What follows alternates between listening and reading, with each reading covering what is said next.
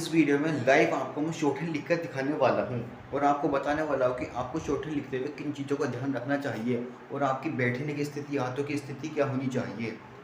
मैं अपने बारे में थोड़ा सा बता देता हूं। मैंने 4 शॉर्टहैंड स्किल्स क्वालिफाई कर रखे हैं और अपने फर्स्ट अटैम्प्ट में ही मैंने एसएससी स्टेनोग्राफर का 100 की स्पीड का स्किल क्वालिफाई कर लिया था। तो बिना टाइम वेस्ट किए हुए सीधा टेबल पर चलते हुए मैं आपको लाइव दिखाता हूँ कि आखिर शॉर्टहैंड का मैटर लिखते कैसे हैं। सबसे पहले मैं आपको बता देता हूँ कि आपको मैटर लिखने से पहले किन किन चीज़ों का ध्यान रखना है। नंबर 1, यदि आप पेंसिल से लिखते हो तो आपके पास एटलीस्ट 2 पेंसिल प्रॉपर शार्प की हुई होनी चाहिए मैटर लिखने से पहले। पेन से लिखते हो तो 2 प्रॉपर पेन होने चाहिए, कटर होना चाहिए, एक पैमाना होना चाहिए।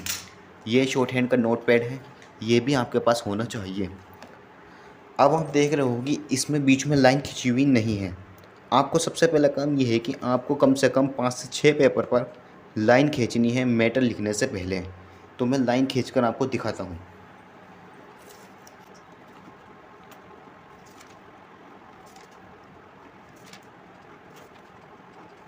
ठीक है, मैंने 5 पेपर पर लाइंस बीच में से डिवाइड कर दिया है। अब हमारा सेकंड काम है कि हमें पेपर को फोल्ड करना है कोने से। सभी पेपर्स को लिया और उनको इस तरह से हमें फोल्ड करना है। ये सभी को अलग अलग करेंगे, पांचों पेपर को। आपको ज़्यादा करने हैं, मैंने 5 ही करके दिखाए हैं। ये इस तरीके से हमारे पांचों पेपर अलग दिखने चाहिए, जिस तरीके से दिख रहे हैं। यह हमने लाइन भी डिवाइड कर ली, 2 पेंसिल प्रॉपर रेडी है हमारे पास और पेपर भी हमने मोड़ लिया। अब हम बिल्कुल रेडी हैं मैटर लिखने के लिए। अब आपको लाइव बताता हूँ कि आपके हाथों की स्थिति और बैठने की स्थिति क्या होनी चाहिए। सबसे पहले कमर को सीधी करके आपको नोटबुक को अपने सीधे रखना है, नोटपैड को सामने। एक हाथ आपका, सेकंड हाथ जो है वो आपका यहाँ होना चाहिए पेपर पर, जिससे यदि हवा चल रही हो, पंखा चल रहा हो तो पेपर उड़ के ऐसे ना हो, आपको डिस्टर्बेंस ना हो। एक हाथ यहाँ रखना है, पेंसिल लेनी है, ऊपर स्पीड डालनी है, जितनी की भी स्पीड से आप मैटर को लिख रहे हो। उसके बाद जैसे ही डिक्टेशन बोलना शुरू हो, आपको ध्यान रखना है कि मैटर लिखना शुरू कर देना है। और हाथ ये ऐसा नहीं होना चाहिए, यहाँ उठा होना चाहिए, कोनी के सहारे आपको नहीं बैठना। हाथ को एकदम कंफर्टेबल रखकर सीधा मैटर लिखते जाना है। अभी मैं आपको लिख कर भी दिखाऊंगा। लिखते जाना, लिखते जाना, लिखते जाना है। सेकंड चीज़, जब आपको पता चले कि आपका मैटर यहाँ तक आ गया है तो आपको अब सेकंड हाथ से ये वाला पेपर इस तरह से पकड़ना है। ये जब आप यहाँ लिखोगे, यहाँ लाइन आई, तब आपको ये पेपर इस तरह से मोड़ कर इसको ऐसे करके तब लिखना शुरू कर देना है नेक्स्ट पेपर पर। अब मैं आपको लिखकर प्रैक्टिकल दिखाता हूँ।